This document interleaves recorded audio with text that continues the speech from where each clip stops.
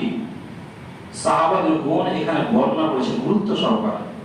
আল্লাহ রাব্বুল আলামিন বলেছেন মুহাম্মাদুর রাসূলুল্লাহ, মুহাম্মদ সাল্লাল্লাহু আলাইহি ওয়াসাল্লাম আল্লাহর রাসূল, ওয়াল্লাযিনা মাআহু আশিদ্দাউ আলাল কুফার, এবং মুহাম্মদ সাল্লাল্লাহু আলাইহি ওয়াসাল্লামের সঙ্গে সহচরী যারা মুহাম্মদ সাল্লাল্লাহু আলাইহি ওয়াসাল্লামের সাথী তারা কাফিরদের বিরুদ্ধে কঠোর। কঠোর কঠোর মানে কি যেখানে কাফির কাফার হত্যা করতে হবে কি না, কঠোর এইভাবে। একটা উদাহরণ দিই, ধরুন আপনার ছেলেকে একটা অসুখ হয়েছে,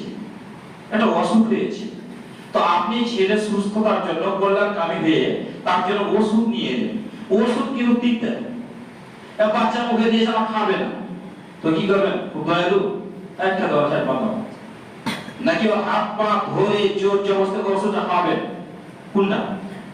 অবশ্যই চেপে ধরে খাওয়াবেন। তো মারার জন্য খাওয়াচ্ছেন নাকি ভালোর জন্য খাওয়াচ্ছেন? ভালোর জন্য।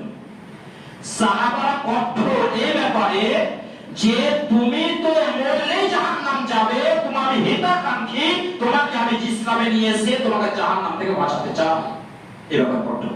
আল্লাহ নবী সাল্লাল্লাহু আলাইহি ওয়াসাল্লাম বলেছেন যে একটা আগুন জ্বালাবো, আপনি পতঙ্গ পড়তে আছে আর একজন ঘটাচ্ছিল, আমি হচ্ছি সেই ব্যক্তি, তোমরা মরলেই জাহান্নাম, আমি তোমাকে কোমর ধরে মাটি ফেলে দিচ্ছি, পাঠো এভাবে তোমরা বাঁচাবার চেষ্টা করছি।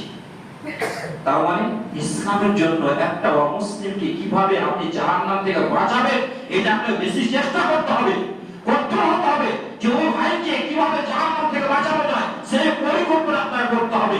আল্লাহ সুবহানাহু ওয়া তাআলা বলেন যে নবী সাল্লাল্লাহু আলাইহি ওয়াসাল্লামের সাথে যারা সহচরী ছিল, যারা সাথী ছিল, তারা কাফেরদের বিরুদ্ধে কঠোর। এবার এদিকে কঠোর, তো কখনো কখনো আরেকবার কঠোর হতে হবে। ধরে নেন আপনি আর স্ত্রী রান্না করতে গিয়ে একটু লবণ দিয়ে ঝিয়ে গেছে, কি করবে? খেতে যাবেন নাকি? না, অত লাগতে হবে।